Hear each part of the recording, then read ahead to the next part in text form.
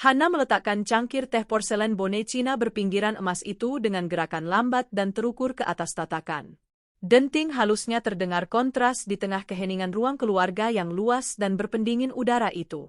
Aroma Earl Grey yang menenangkan menguar, namun tak cukup kuat untuk meredakan ketegangan yang merambat di udara, setidaknya bagi Hana. Di hadapannya, duduk di sofa kulit Chesterfield berwarna coklat tua, Ryan tampak gelisah. Pria yang telah menjadi suaminya selama 5 tahun itu sibuk dengan ponselnya.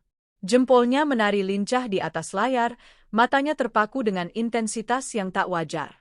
Wajah pria itu tampak tegang, alisnya sedikit berkerut, namun sesekali sudut bibirnya terangkat membentuk senyum kecil, senyum simpul yang penuh arti.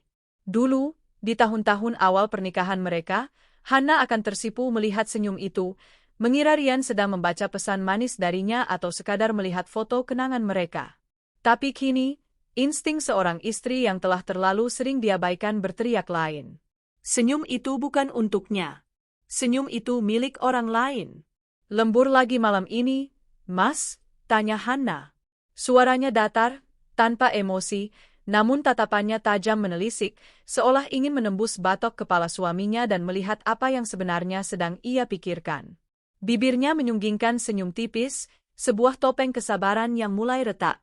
Ryan tersentak hebat, bahunya menegang.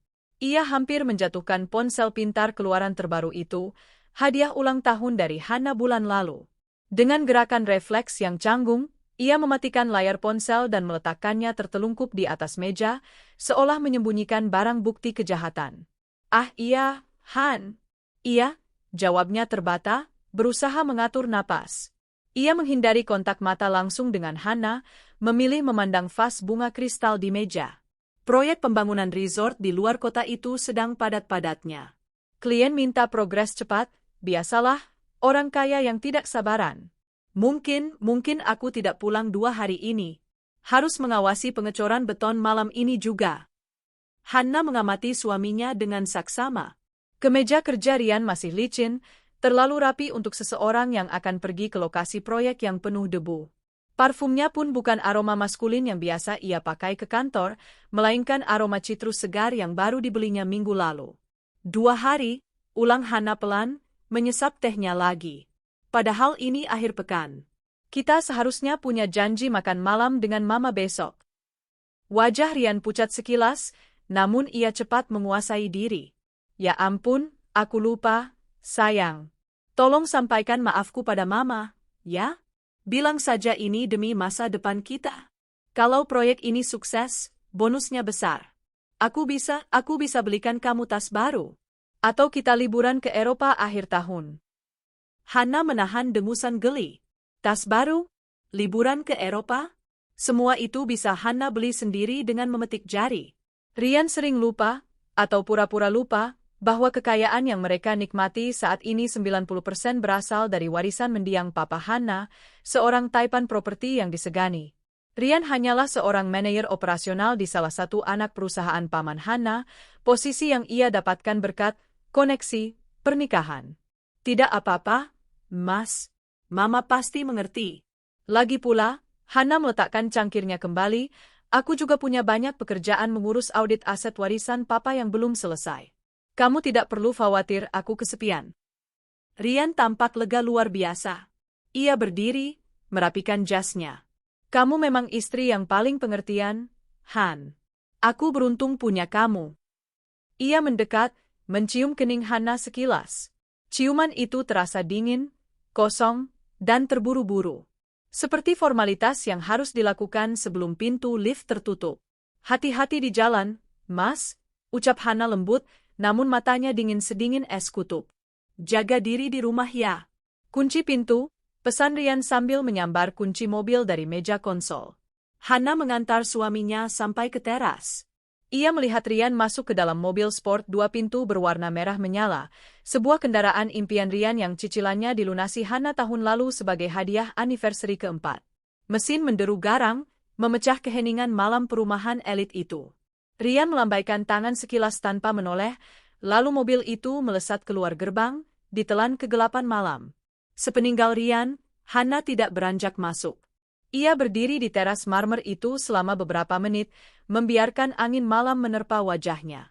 Hatinya terasa kebas. Tidak ada air mata.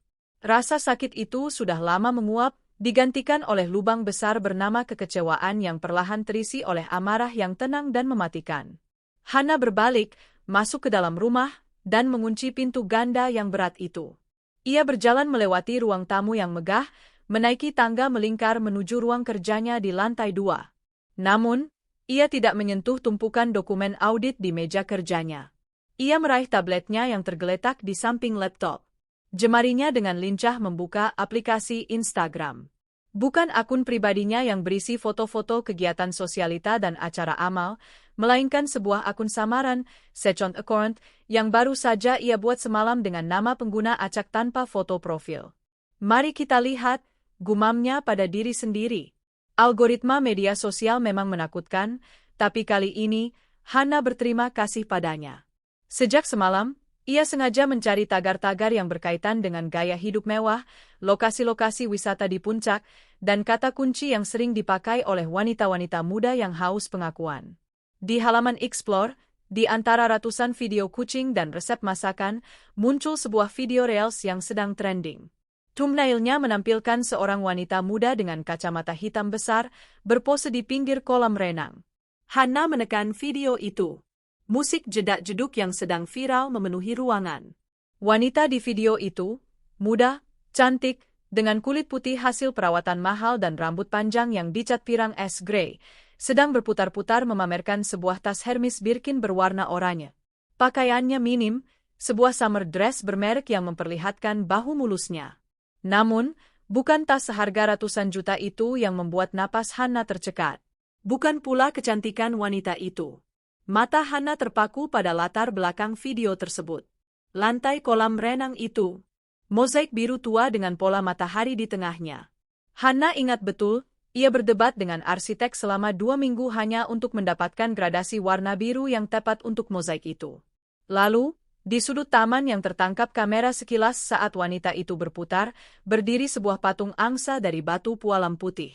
Patung itu dibeli Hana di Italia saat bulan madu mereka. Sayap kiri angsa itu sedikit gompel karena tersenggol tukang kebun tahun lalu. Dan pemandangan bukit di kejauhan, lekukan lembah yang tertutup kabut tipis itu. Itu adalah Villa Amara. Villa pribadi milik Hana di kawasan puncak yang ia beli dengan uang warisannya sendiri 3 bulan sebelum menikah dengan Rian. Tempat persembunyiannya. Tempat sucinya. Villa yang kuncinya hanya dipegang oleh 2 orang di dunia ini, dia dan Rian. Jantung Hana berdegup kencang, bukan karena asmara, tapi karena adrenalin kemarahan yang memuncak. Tangannya gemetar saat ia membaca caption di bawah video itu. Siska_Queen, Tang Yuhubi, hadiah anniversary kita yang kedua. Love you to the moon and back. Akhirnya bisa quality time berdua di istana kita tanpa gangguan si nenek lampir. Read life blessed Villa life my husband says. Nenek lampir, desis Hana. Jadi itu panggilan sayang mereka untukku. 2 tahun. Anniversary kedua.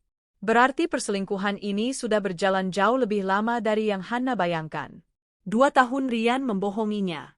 2 tahun Rian tidur di sebelahnya setiap malam sambil menyembunyikan rahasia sebesar ini. Hana teringat alasan Rian melarangnya ke Villa Amara 3 bulan terakhir. Jangan ke sana dulu, Han. Ada kebocoran pipa besar di kamar mandi utama. Baunya tidak enak, airnya kotor. Bahaya buat kesehatan kamu. Biar aku urus renovasinya sampai selesai. Kamu terima beres saja. Hana percaya. Bodohnya, ia percaya. Ia berpikir Rian begitu perhatian, melindunginya dari ketidaknyamanan renovasi. Ternyata, kebocoran pipa, itu hanyalah alasan agar gundiknya bisa tinggal di sana dengan leluasa. Dengan jari yang kini dingin, Hana menekan profil Siska_Queen. Akun itu tidak digembok. Sebuah kesalahan fatal bagi seorang pelakor yang ingin pamer. Hana menelusuri feed Instagram wanita bernama Siska itu. Rasanya seperti membuka kotak Pandora yang berisi mimpi buruk. Ada ratusan foto. Foto Siska sedang berendam di bathtub jacuzzi milik Hana, memegang gelas wine kristal, gelas pernikahan Hana dan Rian. Caption, Relaxing after a long night. Foto Siska sedang mirror selfie di kamar tidur utama. Di latar belakang, terlihat ranjang king size dengan spray sutra favorit Hana. Caption, tidur nyenyak di kasur empuk. Mimpi enak, Fer? Dan yang paling membuat darah Hana mendidih hingga ke ubun-ubun adalah sebuah foto yang diunggah 1 minggu lalu. Foto seorang balita laki-laki, kira-kira berusia 1 tahun, sedang duduk di karpet ruang tengah Villa Amara. Anak itu tertawa lebar, memegang sebuah mainan mobil-mobilan listrik Ferrari Mini. Wajah anak itu bagaikan cetakan fotokopi dari wajah Rian. Mata itu, hidung itu, bahkan bentuk telinganya. Hana memperbesar foto mainan mobil itu. Ia ingat tagihan kartu kredit Rian bulan lalu. Ada transaksi senilai 15 juta rupiah di toko mainan anak-anak. Saat Hana bertanya, Rian beralasan itu hadiah untuk keponakannya di kampung yang sedang sunatan. Hana tidak mengecek lagi karena ia percaya. Ternyata, mobil mainan itu untuk anak haramnya. Bisik Hana, suaranya parau. Kamu tidak hanya berselingkuh. Kamu membangun keluarga baru di atas asetku. Kamu menafkahi mereka dengan uangku. Hana men-scroll lebih jauh ke bawah. Foto pernikahan siri mereka. Siska memakai kebaya putih sederhana, Rian memakai batik. Lokasinya? Di gazebo Taman Villa Amara. Mereka menikah di properti milik Hana, tanpa rasa bersalah sedikitpun. Komentar-komentar di foto itu membuat Hana semakin mual. Teman-teman Siska memuji-muji betapa beruntungnya Siska mendapatkan pengusaha muda kaya raya. Wah, Asis, suaminya royal banget ya. Villanya mewah banget, Asis. Kapan kita diundang nginep? Emang beda aura istri pejabat MH? Siska membalas semua komentar itu dengan bangga. Iya dong, bestie. Doain ya biar rezeki Paparian makin lancar. Rezeki Paparian? Itu uang Hana. Hana meletakkan tabletnya. Ia merasa ingin muntah. Seluruh tubuhnya gemetar menahan amarah yang meledak-ledak. Ia ingin berteriak, ingin melempar vas bunga ke dinding, ingin menelepon Rian sekarang juga dan memaki-makinya. Tapi Hana menarik napas panjang. 1 kali, 2 kali, 3 kali. Ia adalah Hana, putri tunggal dari keluarga terpandang. Ia dididik untuk tidak pernah memperlihatkan kelemahan di depan musuh. Menangis dan mengamuk hanya akan membuatnya terlihat menyedihkan. Melabrak Siska di media sosial hanya akan membuatnya terlihat seperti istri yang histeris dan tidak berkelas. Tidak. Hana berdiri, berjalan menuju cermin besar di ruang tengah. Ia menatap pantulan dirinya. Wajahnya masih cantik, meski ada gurat lelah di matanya. Ia wanita yang mandiri, cerdas, dan memiliki segalanya. Ia tidak pantas diperlakukan seperti sampah oleh laki-laki yang ia pungut dari level bawah. Kamu salah memilih lawan, Rian, bisik Hana pada bayangannya sendiri di cermin. Kamu pikir aku wanita bodoh yang hanya bisa tanda tangan cek? Kamu pikir karena aku mencintaimu, aku buta? Malam itu, di dalam rumah mewah yang terasa dingin dan sepi, cinta Hana pada Rian mati sepenuhnya. Perasaan itu hangus terbakar, menyisakan abu dendam yang hitam pekat. Hana kembali duduk di sofa. Ia mengambil ponselnya, bukan untuk menelepon Rian, tapi untuk menghubungi seseorang yang jauh lebih berguna saat ini. Halo, Pak Burhan, sapa Hana saat telepon tersambung. Suaranya sudah kembali tenang, bahkan terdengar riang, seolah ia hanya ingin memesan makanan. Selamat malam, Bu Hana. Ada yang bisa saya bantu di jam segini? Suara berat pengacara keluarga terdengar di seberang sana. Maaf mengganggu malam-malam, Pak. Saya butuh bantuan Bapak untuk menyelidiki sesuatu. Saya ingin menyewa detektif swasta terbaik yang Bapak kenal. Yang kerjanya cepat, bersih, dan punya akses ke data perbankan serta catatan sipil. Tentu bisa, Bu. Untuk keperluan apa, kalau boleh tahu? Hana menatap layar tabletnya yang masih menyala, menampilkan wajah Siska yang tertawa lebar di kolam renang villanya. Saya ingin membuang sampah, Pak. Dan saya ingin memastikan tempat sampah itu tertutup rapat setelahnya, agar baunya tidak menyebar kemana-mana. Malam itu, Hana tidak tidur. Ia menghabiskan waktu dengan mencetak semua bukti foto dari Instagram Siska. Setiap lembar kertas yang keluar dari printer adalah paku tambahan untuk peti mati pernikahan mereka. Ia menyusun rencana. Rencana yang tidak melibatkan teriakan atau jambak-jambakan. Rencana yang akan memiskinkan Rian sampai ke tulang-tulangnya, mengusir gundiknya dengan cara yang paling memalukan, dan memastikan mereka berdua mengerti arti kata penyesalan yang sesungguhnya. Hana tersenyum. Kali ini, senyumnya benar-benar tulus. Senyum seorang predator yang baru saja mengunci target buruannya. Nikmatilah akhir pekanmu di villaku, Rian, Siska, gumam Hana sambil menyesap sisa tehnya yang sudah dingin. Karena itu akan menjadi liburan mewah terakhir dalam hidup kalian. Hana duduk di sebuah kafe privat di sudut selatan Jakarta yang sunyi, tempat pertemuan yang disarankan oleh Pak Burhan. Dekorasi interiornya yang didominasi kayu jati gelap dan pencahayaan redup sangat cocok untuk urusan-urusan yang membutuhkan kerahasiaan tingkat tinggi. Di hadapannya, duduk seorang pria parubaya bernama Pak Dharma, detektif swasta dengan reputasi legendaris di kalangan elit Jakarta. Ini hasil penyelidikan tim kami dalam 24 jam terakhir, Bu Hana. Pak Dharma menyodorkan sebuah amplop coklat tebal ke atas meja. Suaranya rendah dan profesional, tanpa nada penghakiman. Saya sarankan ibu membacanya dengan kepala dingin. Hana menatap amplop itu sejenak. Jantungnya berdetak sedikit lebih cepat, bukan karena takut, melainkan antisipasi akan kebenaran yang akan segera terungkap sepenuhnya. Dengan tangan yang stabil, hasil latihan pengendalian diri semalaman, ia membuka segel amplop tersebut. Lembar demi lembar fakta terhampar di hadapannya, lebih menyakitkan dan lebih menjijikkan daripada dugaan terliarnya. Hana tidak melabrak. Itu bukan gayanya. Melabrak hanya untuk wanita yang tidak punya kendali emosi. Wanita berkelas tidak berteriak-teriak di depan umum, menarik rambut, atau memaki dengan kata-kata kasar.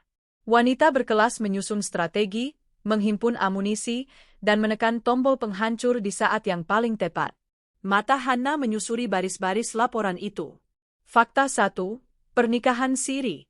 Rian dan wanita bernama Siska itu telah menikah siri 2 tahun yang lalu di sebuah rumah kos di daerah Depok. Saksinya adalah teman-teman nongkrong Rian yang selama ini Hana kenal sebagai rekan bisnis.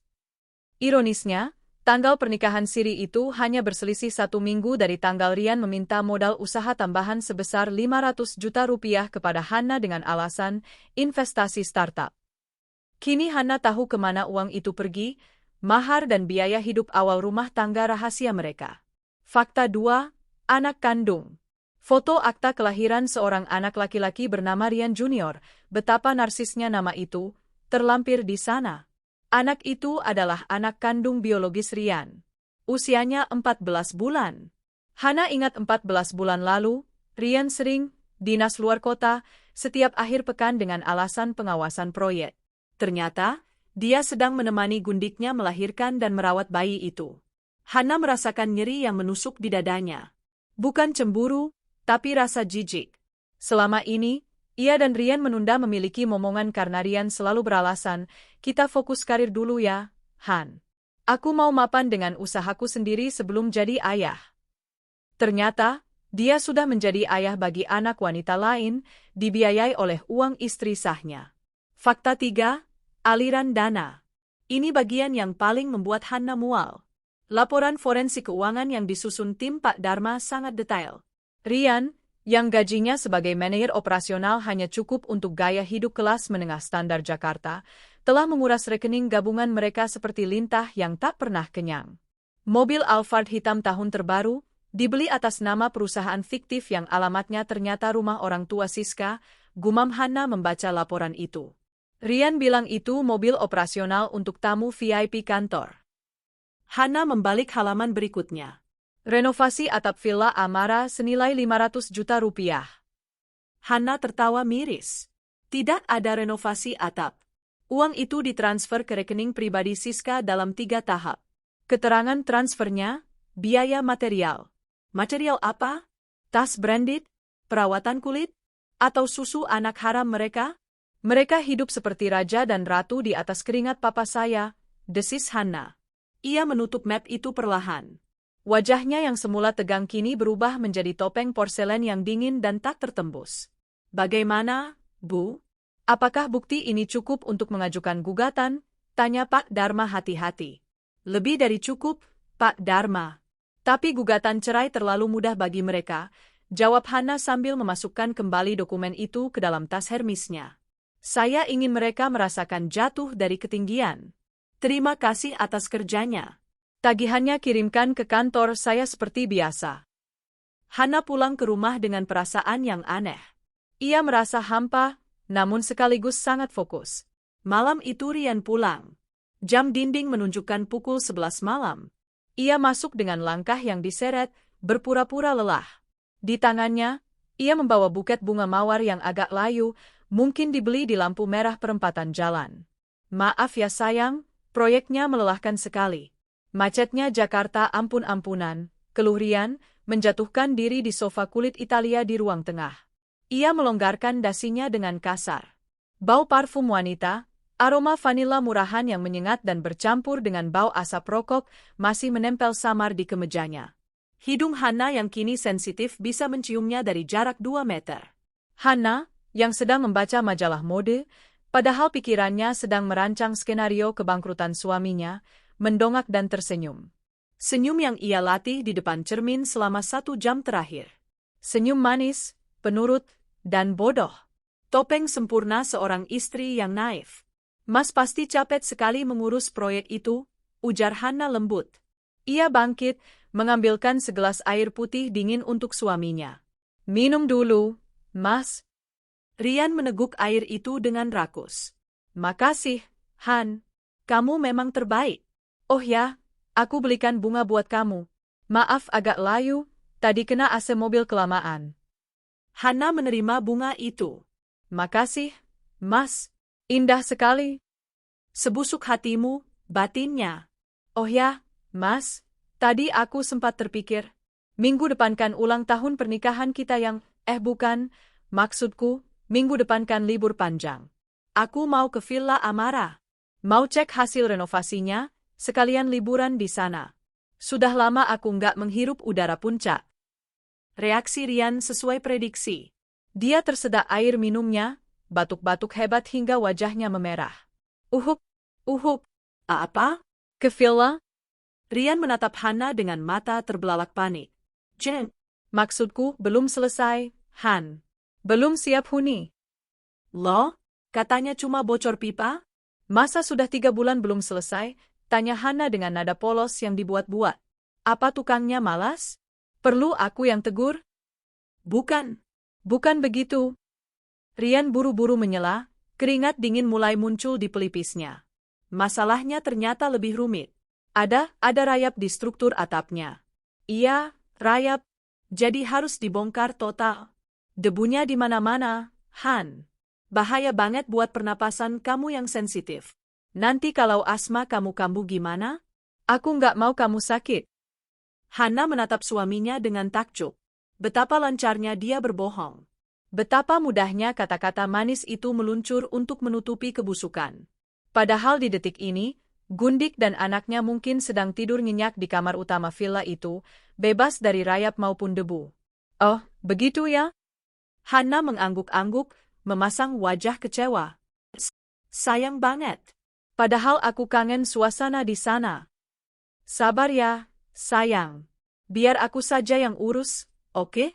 Aku akan tekan kontraktornya supaya kerja lebih cepat. Kamu duduk manis saja terima hasil. Aku nggak mau. Kamu repot-repot mikirin hal kasar begini, bujuk Rian, tangannya meraih tangan Hana, menggenggamnya erat. Hana tidak menarik tangannya. Ia membiarkan kulitnya bersentuhan dengan kulit pengkhianat itu. Baiklah, kamu memang suami yang paling pengertian, Mas. Mengurus asetku seolah itu asetmu sendiri, ucap Hana. Ada penekanan sangat halus pada kata asetku, namun Rian yang sedang panik tidak menyadarinya. Rian tersenyum lega, bahunya turun rileks. Ia tidak menyadari sarkasme tajam setajam silet dalam nada bicara istrinya. Dia merasa aman. Dia merasa krisis telah terlewati. Di matanya, Hana masihlah wanita bodoh yang dimabuk cinta, wanita yang hanya tahu belanja dan tanda tangan cek tanpa pernah membaca isinya. Ya sudah, aku mandi dulu ya. Badan lengket banget, Rian mengecup pipi Hana, lalu beranjak naik ke lantai atas. Sepeninggal Rian, Senyum manis di wajah Hana lenyap seketika, digantikan oleh ekspresi dingin yang menakutkan. Ia menatap punggung suaminya yang menaiki tangga. Mandi yang bersih, Mas, bisik Hana pelan, nyaris tak terdengar.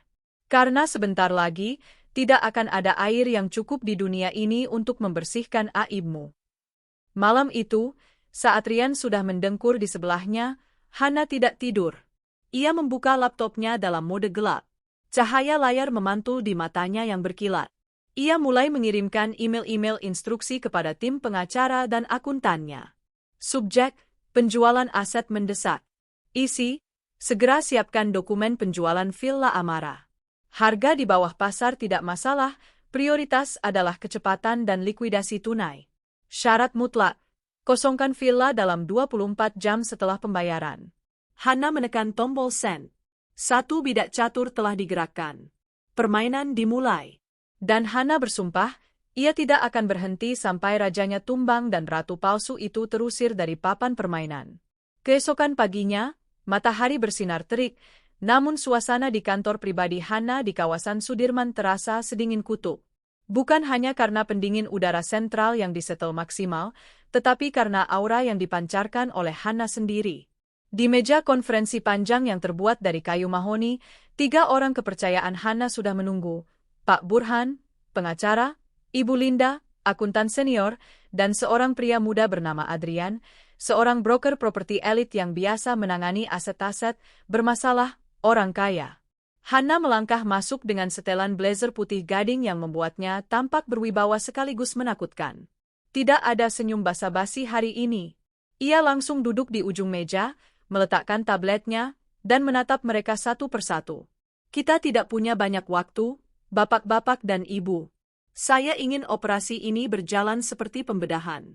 Cepat, presisi, dan mematikan, buka Hana tanpa preambele. Mari kita mulai dari audit aset. Hana menoleh ke arah Linda. Bagaimana status rekening gabungan? Linda membuka laptopnya, menampilkan grafik aliran dana di layar proyektor. Seperti yang ibu duga, kondisinya kritis, Bu. Rekening operasional rumah tangga yang ibu isi setiap bulan sebesar 200 juta rupiah hampir selalu habis di minggu ketiga. Analisis kami menemukan pola penarikan tunai yang masif di ATM sekitar wilayah Cibubur, tempat domisili orang tua saudari Siska. Selain itu, ada banyak transaksi online di butik-butik barang mewah yang dialamatkan ke sebuah apartemen di Jakarta Selatan, yang kami duga disewa atas nama teman Rian untuk menyembunyikan jejak. Hana mengangguk pelan. Pisahkan semuanya. Mulai hari ini, pindahkan semua aset likuid dari rekening gabungan ke rekening pribadi saya di bank luar negeri. Sisakan saldo seminimal mungkin, cukup untuk tidak menimbulkan kecurigaan bank, tapi tidak cukup untuk membayar tagihan kartu kredit Rian bulan depan. Baik, Bu. Saya akan eksekusi transfernya siang ini juga. Kami akan menggunakan alasan rebalancing portofolio investasi agar Rian tidak mendapat notifikasi mencurigakan, jawab Linda. Bagus. Sekarang, kartu kredit, lanjut Hana. Rian memegang kartu tambahan Black Card dan Platinum yang terhubung ke rekening utama saya. Saya ingin limitnya dinaikkan. Linda dan Pak Burhan saling pandang, bingung. Dinaikkan, Bu? Bukankah seharusnya kita memblokirnya? Tanya Pak Burhan hati-hati. Hana tersenyum tipis, senyum yang tidak mencapai matanya. Belum saatnya, Pak Burhan. Kalau saya blokir sekarang, dia akan sadar ada yang salah. Saya ingin dia merasa di atas angin. Saya ingin dia merasa punya kuasa tak terbatas. Naikkan limitnya menjadi 5 miliar rupiah. Biarkan dia berpikir dia memenangkan lotre. Tapi, Bu, kalau dia menghabiskannya, itu tujuannya. Biarkan dia belanja gila-gilaan untuk gundiknya. Semakin besar tagihannya, semakin dalam kuburan yang dia gali. Ingat, perjanjian pranikah kita menyatakan bahwa utang yang dibuat tanpa persetujuan tertulis dari pasangan untuk tujuan konsumtif adalah tanggung jawab pribadi. Saya akan menyangkal transaksi itu nanti sebagai penyalahgunaan wewenang kartu tambahan. Biarkan ban yang mengejarnya sampai ke neraka. Pak Burhan mengangguk paham, sedikit bergidik melihat betapa terencananya kemarahan Hana. Strategi yang brilian, Bu. Kejam, tapi brilian. Hana kemudian beralih ke Adrian, sang broker properti. Adrian, Villa Amara. Saya mau villa itu terjual minggu ini. Adrian mengerutkan kening. Bu Hana, pasar properti di puncak sedang lesu. Villa sekelas Amara biasanya butuh waktu 3-6 bulan untuk laku dengan harga wajar. Kalau ibu mau jual cepat dalam seminggu, harganya harus didiskon besar-besaran. Saya tidak peduli soal harga, Adrian. Saya beli villa itu 20 miliar 5 tahun lalu. Jual di angka 15 miliar, atau bahkan 12 miliar kalau perlu. Saya yakin banyak hiu properti yang akan berebut daging segar semurah itu. Mata Adrian membelalak. 12 miliar? Itu harga tanah kosong, Bu. Pembeli pasti antri. Syaratnya hanya satu, potong Hana tajam. Pembelinya harus orang yang keras. Seseorang yang tidak kenal takut, tidak kenal kasihan, dan punya tim keamanan sendiri. Karena saat dia menerima kunci, dia akan menemukan hama di dalamnya yang harus diusir paksa. Saya mau pembeli yang tidak akan segan menyeret orang keluar dari propertinya. Adrian tersenyum miring.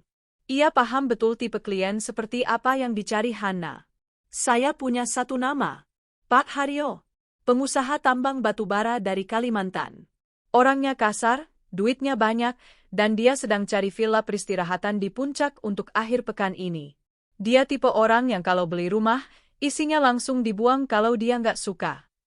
Sempurna, kata Hana. Hubungi dia. Katakan padanya ini private sale. As is condition. Apa yang dia lihat, itu yang dia dapat, termasuk penghuni liar di dalamnya. Pastikan transaksi selesai Jumat sore.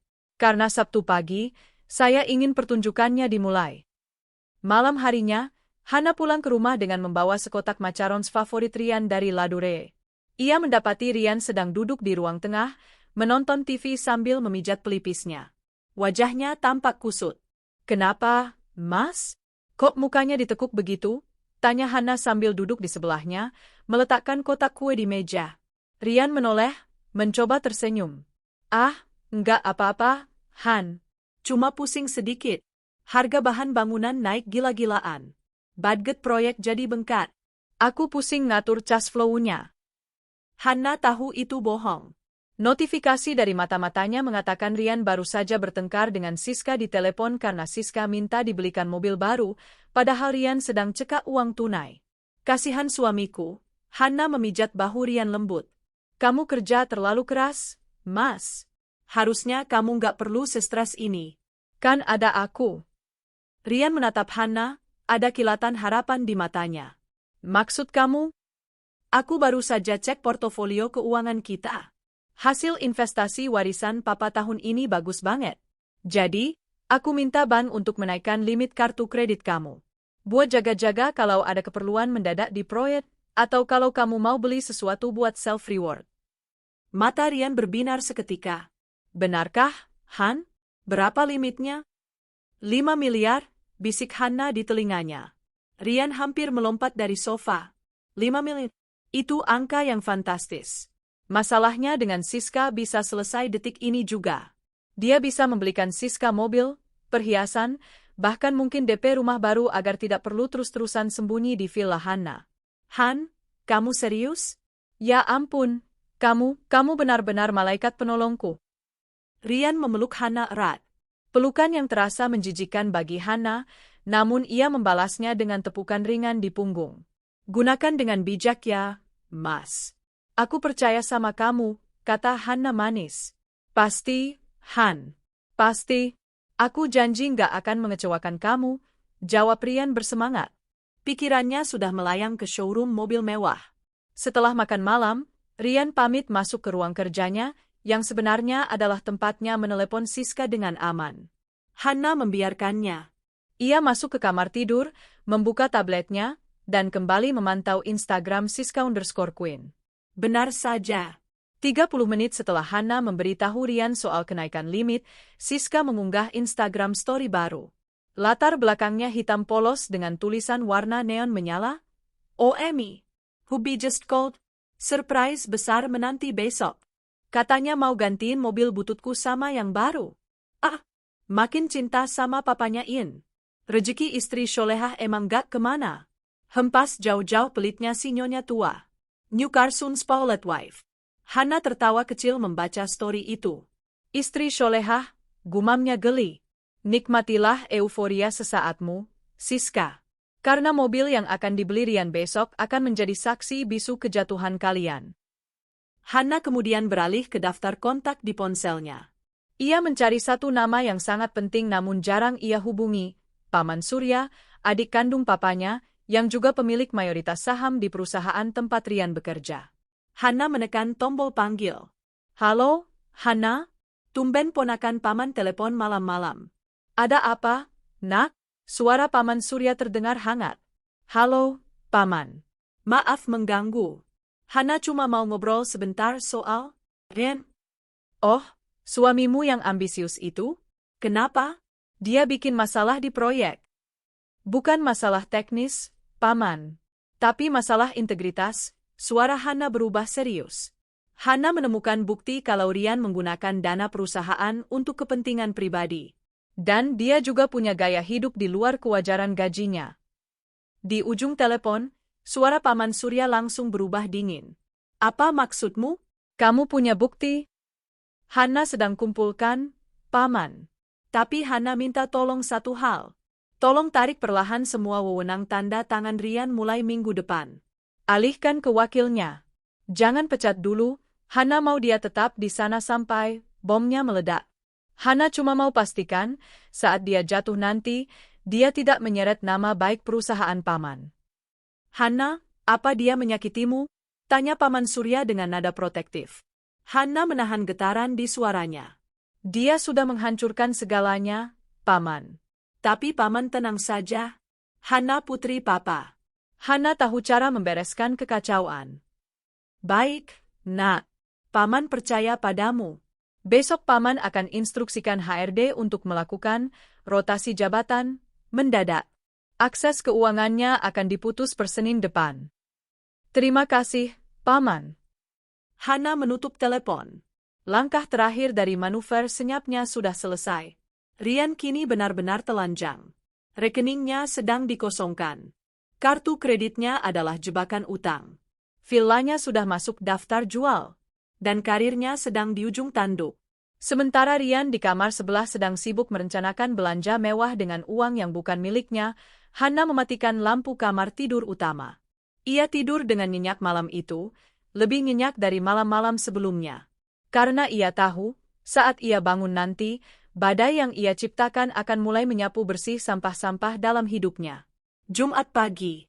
Langit Jakarta berwarna abu-abu, tertutup polusi yang menggantung rendah, mencerminkan suasana hati Hana yang kelabu namun penuh tekad. Di sebuah kantor notaris ternama di kawasan Menteng, Hana duduk dengan tenang. Penampilannya hari ini sederhana namun berkelas, mengenakan gaun hitam selutut yang dipadukan dengan mutiara warisan ibunya. Di sampingnya duduk Adrian, sang broker, yang tampak sedikit gugup, kontras dengan ketenangan Hana yang bagaikan air danau yang tak terusik. Pintu ruangan terbuka lebar, dan masuklah seorang pria bertubuh besar dengan kemeja batik sutra yang sedikit terbuka di bagian dada, memamerkan kalung emas tebal. Di belakangnya, dua orang pengawal berbadan tegap mengikuti dengan setia. Itu adalah Pak Haryo, Raja Batubara, dari Kalimantan yang terkenal dengan gaya bisnisnya yang agresif dan cash rich. Haha, jadi ini Bu Hana yang legendaris itu? Putri dari almarhum Pak Wijaya. Pak Haryo tertawa menggelegar, mengulurkan tangannya yang besar dan kasar. Cincin batu akik sebesar telur puyuh menghiasi jari manisnya. Hana menyambut jabat tangan itu dengan senyum tipis. Cengkeraman Pak Haryo kuat, tapi Hana tidak bergeming. Selamat pagi, Pak Haryo. Terima kasih sudah meluangkan waktu di tengah kesibukan Bapak. Ah, santai saja. Saya dengar ada barang bagus yang mau dilepas cepat. Villa Amara, kan? Saya tahu tempat itu. Dulu pernah lewat sana, posisinya paling tinggi, pemandangannya juara, kata Pak Haryo sambil menjatuhkan diri ke kursi kulit di seberang Hana. Tapi kenapa dijual semurah ini, Bu? 12 miliar? Itu harga teman atau harga butuh duit? Hana menatap Pak Haryo lurus di mata. Harga bersih-bersih, Pak? Pak Haryo mengangkat alisnya yang tebal. Bersih-bersih. Adrian berdeham, mencoba menjelaskan. Maksud Bu Hana, properti ini dijual dalam kondisi as-is. Apa adanya. Termasuk segala isinya. Hana mengangkat tangan, menghentikan Adrian. Ia lebih suka bicara langsung. Pak Haryo, saya akan jujur. Villa itu secara fisik sempurna. Marmer Italia, kolam renang infinity, taman luas. Tapi, saat ini ada penghuni liar di dalamnya. Penghuni liar? Pak Haryo menyipitkan mata. Maksud ibu hantu? Atau preman kampung? Lebih buruk dari itu, jawab Hana dingin. Seorang wanita simpanan suami saya, beserta anak hasil perselingkuhan mereka. Mereka tinggal di sana tanpa izin saya, menikmati fasilitas saya, dan memamerkannya seolah itu milik mereka. Ruangan hening sejenak. Notaris yang duduk di ujung meja tampak tidak nyaman, pura-pura sibuk merapikan berkas. Namun, Pak Haryo justru menyeringai lebar. Seringai yang menunjukkan deretan giginya yang putih kontras dengan kulitnya yang gelap. Ibu mau saya jadi tukang bersih-bersihnya? Tanya Pak Haryo, nada suaranya terdengar geli sekaligus tertarik. Saya menjual villa itu beserta kuncinya. Begitu akta ini ditandatangani, villa itu resmi milik Bapak.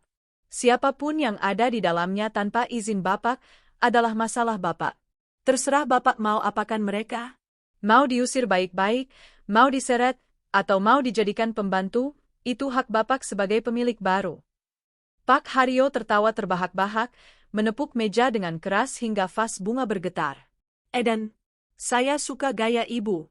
Jarang saya ketemu perempuan seganas ini. Biasanya perempuan kalau diselingkuhi nangis-nangis minta cerai. Ibu malah jual sarangnya sekalian sama tikusnya. Saya tidak punya waktu untuk drama, Pak Haryo. Saya pebisnis. Aset yang tidak produktif dan membawa masalah harus dilikuidasi, kata Hana datar. Jadi, bagaimana? Bapak setuju dengan harganya dan kondisinya? Setuju banget, seru Pak Haryo. Ia menjentikan jari ke arah asistennya. Bawa sini ceknya. 12 miliar tunai, pelunasan hari ini juga. Asisten Pak Haryo meletakkan selembar cek bank yang sudah ditandatangani di atas meja. Hana melirik nominalnya. Angka nolnya berderet rapi. Ini adalah amunisinya. Dengan uang ini, ia tidak hanya membuang villa yang sudah ternoda, tapi juga mendapatkan dana segar untuk memulai hidup baru dan menghancurkan Rian. Proses penandatanganan berlangsung cepat. Pena Hana menari di atas kertas segel, memutus hubungan hukum terakhirnya dengan Villa Amara. Tempat yang dulu ia impikan sebagai rumah masa tua bersama Rian, kini resmi berpindah tangan. Ini kuncinya, Pak. Hana menyerahkan set kunci kartu elektronik dan kunci manual. Dan ini alamatnya. Saran saya, Bapak datang besok pagi. Biasanya jam segitu mereka sedang santai di kolam renang. Pak Haryo menerima kunci itu seolah menerima mainan baru. Beres, Bu. Kebetulan anak buah saya lagi gatal pengen olahraga. Besok pagi kita, senam pagi, di puncak. Hana berdiri, menjabat tangan Pak Haryo sekali lagi. Senang berbisnis dengan Anda, Pak. Sama-sama, Bu Hana. Kalau ada suami bekas yang mau dijual juga, kabari saya ya, canda Pak Haryo kasar. Hana tersenyum miring. Suami bekas itu gratis, Pak. Ambil saja kalau mau. Sementara itu, di belahan Jakarta yang lain, suasana sangat bertolak belakang. Rian sedang berjalan dengan langkah tegap penuh percaya diri memasuki sebuah showroom mobil mewah importir umum di kawasan Pondok Indah. Di gandengannya, Siska menempel manja. Wanita itu mengenakan gaun pendek berwarna merah muda yang mencolok, kacamata hitam di atas kepala, dan tentu saja, tas Hermes palsu yang ia banggakan. Sayang, beneran nih aku boleh pilih yang mana aja? Tanya Siska dengan suara dimanja-manjakan yang membuat para sales menoleh. Pilih saja, Babe. Apapun yang bikin kamu senang, jawab Rian sombong, menepuk saku jasnya di mana kartu kredit Black Card dengan limit baru 5 miliar itu bersarang. Ia merasa seperti raja minyak. Bayangan wajah Hana yang lugu dan pengertian melintas sekilas di benaknya, tapi segera ia tepis. Hana tidak akan tahu. Hana bodoh. Hana cinta mati padanya. Seorang sales senior menghampiri mereka dengan senyum lebar yang sudah terlatih mengendus uang. Selamat siang, Pak, Bu. Mencari unit apa hari ini? Kami baru kedatangan Porsche Boxster kuning dan Rubicon 2 pintu. Mata Siska langsung tertuju pada pori kuning mentereng yang dipajang di tengah ruangan. Lucu banget warnanya. Mas, aku mau yang itu. Cocok banget buat jalan-jalan di sekitar villa kita. Villa kita, batin Rian, sedikit meringis. Ia tahu itu bukan villanya, tapi demi egonya, ia mengangguk. Boleh. Berapa harganya? Untuk unit ini, on the road 2,5 miliar, Pak. Tapi karena ini ready stock dan banyak peminat, kalau Bapak mau, harus DP minimal 500 juta sekarang juga untuk lock unit. Jelas si sales. Cuma 2,5 M. Rian tertawa meremehkan. Kecil. Bungkus. Saya bayar DP-nya sekarang pakai kartu. Rian mengeluarkan kartu hitamnya dengan gerakan lambat yang dramatis. Siska memekik girang, memeluk leher Rian dan mencium pipinya di depan umum. Makasih papanya Ian. Kamu emang suami idaman. Nanti malam aku kasih servis spesial deh. Rian tersenyum bangga, menyerahkan kartu itu ke sales. Gesek 500 juta. Jantung Rian berdegup kencang saat sales itu memasukkan kartu ke mesin EDC. Ada sedikit ketakutan di sudut hatinya, bagaimana kalau Hana bohong?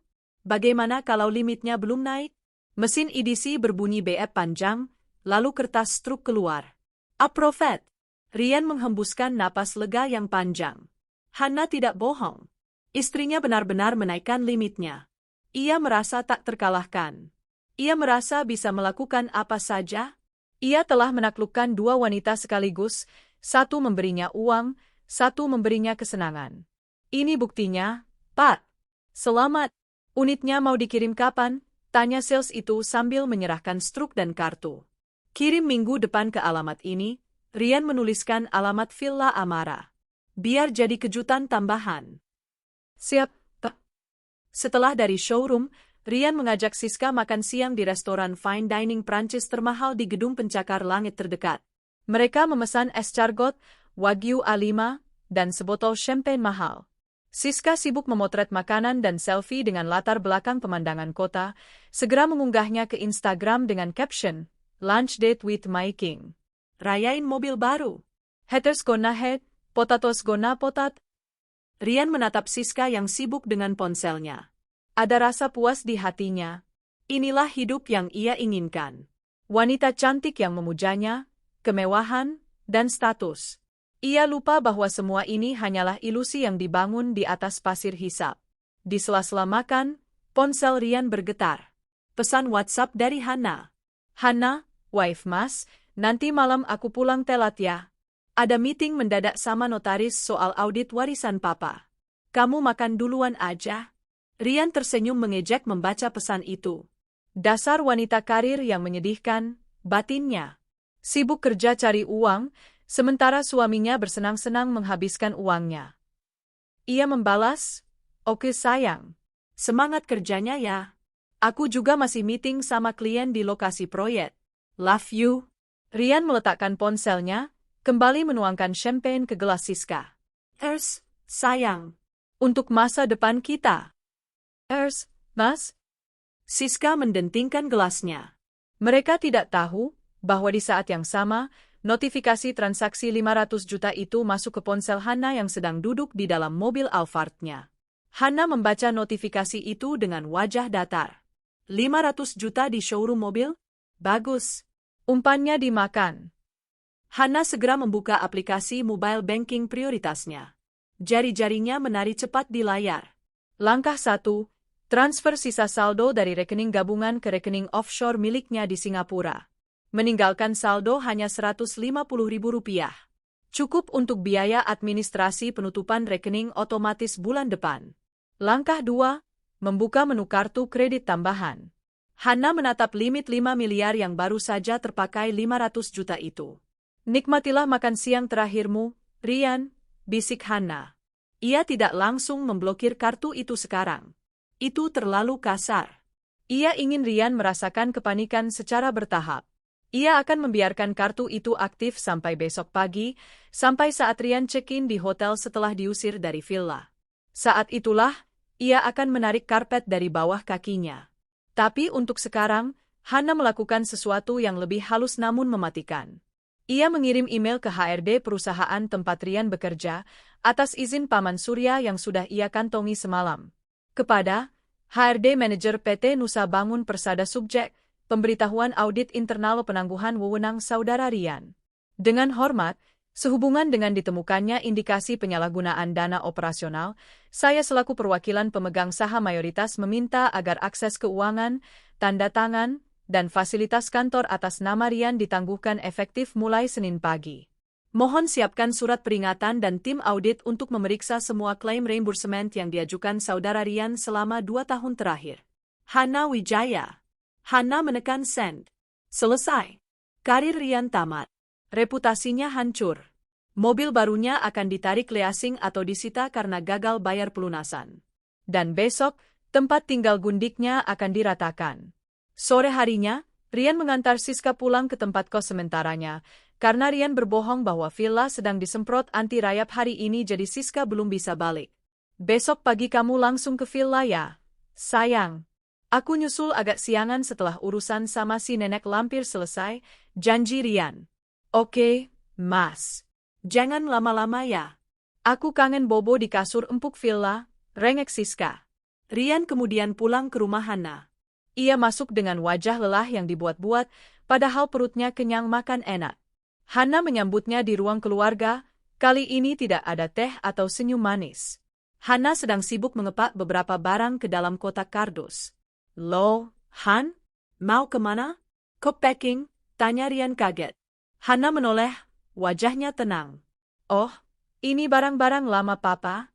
Mau aku sumbangkan ke panti asuhan besok. Gudang sudah terlalu penuh. Oh? Rian lega. Ia pikir Hana mau pergi.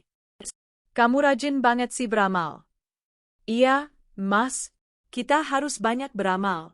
Siapa tahu suatu saat kita butuh pertolongan orang lain saat kita jatuh miskin, jawab Hana penuh arti. Rian tertawa garing. Ah, kamu ada-ada aja. Mana mungkin kita miskin? Aset kamu kan di mana-mana. Aset aku, Mas. Bukan kita, koreksi Hana tajam, namun dengan nada bercanda sehingga Rian tidak curiga. Malam itu berlalu dengan keheningan yang mencekam. Hana tidur memunggungi Rian. Di kepalanya, ia menghitung mundur. Kurang dari 12 jam lagi, Pak Haryo dan pasukannya akan tiba di puncak. Rian tidur dengan senyum di wajahnya, memimpikan Porsche kuning dan tubuh sintal Siska. Ia tidak mendengar suara guntur yang mulai bergemuruh di kejauhan, menandakan badai besar akan segera datang menghantam istana pasirnya. Dan Hana tidak tidur. Matanya terbuka lebar dalam kegelapan, menatap kosong ke dinding. Tidak ada rasa kasihan, tidak ada keraguan. Hatinya telah membeku, sekeras berlian yang ia kenakan. Selamat tidur, pangeran palsu, batin Hana. Besok, kamu akan bangun sebagai rakyat jelata. Sabtu pagi di kawasan puncak begitu memukau. Kabut tipis perlahan menghilang, menyingkap hijaunya perkebunan teh yang membentang luas. Sinar matahari keemasan menerobos celah-celah daun, memantul indah di permukaan kolam renang Infinity Villa Amara. Siska meregangkan tubuhnya di kursi malas rotan yang harganya belasan juta rupiah. Ia mengenakan bikini merah menyala, kontras dengan kulit putihnya yang baru saja dilulur di spa kemarin, tentu saja menggunakan uang Rian. Di pangkuannya, tergeletak majalah mode terbaru. Di meja kecil di sampingnya, segelas jus jeruk segar yang diperas oleh Bei Inah, pembantu villa, sudah tersaji. Bei Inah, mana kroasangnya? Lama banget sih, teriak Siska tanpa menoleh. Bei Inah tergopoh-gopoh datang dari dapur, membawa nampan perak. Maaf, Bu Siska. Ovennya tadi agak susah nyala. Alasan aja. Bilang aja kamu lelet. Dasar pembantu kampung, cibir Siska sambil menyambar roti itu. Udah sana, bersihin kamar mandi. Aku nggak mau ada satu helai rambut pun di lantai. Bei Inah menunduk dalam, menyembunyikan senyum sinisnya. Ia tahu sesuatu yang tidak diketahui Siska. Semalam, Bei Inah mendapat pesan singkat dari Bu Hana, besok pagi akan ada tamu datang. Bibi jangan melawan, buka saja pintunya. Dan siapkan koper Bibi, Bibi pulang ke Jakarta ikut mobil saya nanti siang. Baik, Bu, gumam Bei Inah sambil berlalu. Nikmati sarapan terakhirmu, Nyonya palsu, batinnya. Siska kembali bersantai, memasang earphone dan memejamkan mata. Ia merasa seperti ratu dunia. Suami kaya, anak lucu, villa mewah, dan sebentar lagi mobil Porsche kuning akan terparkir di garasi. Hidupnya sempurna. Ia membayangkan betapa irinya teman-teman arisannya nanti saat ia mengundang mereka pesta di sini. Kedamaian itu pecah seketika. Bunyi decit ban mobil yang direm mendadak terdengar dari arah gerbang depan, diikuti suara benturan logam yang keras. Siska tersentak kaget. Apaan tuh? Ia berdiri, berlari kecil menuju balkon depan. Pemandangan di bawah sana membuatnya melongo. Gerbang villa yang kokoh itu telah terbuka lebar. Dua mobil SUV hitam besar masuk tanpa permisi ke halaman, diikuti sebuah truk engkel bertuliskan, jasa angkut. Dari dalam mobil SUV, keluar 6 orang pria berbadan tegap dengan seragam safari hitam. Di tengah-tengah mereka, berjalan seorang pria dengan kemeja batik sutra yang kancing atasnya terbuka, mengepulkan asap cerutu.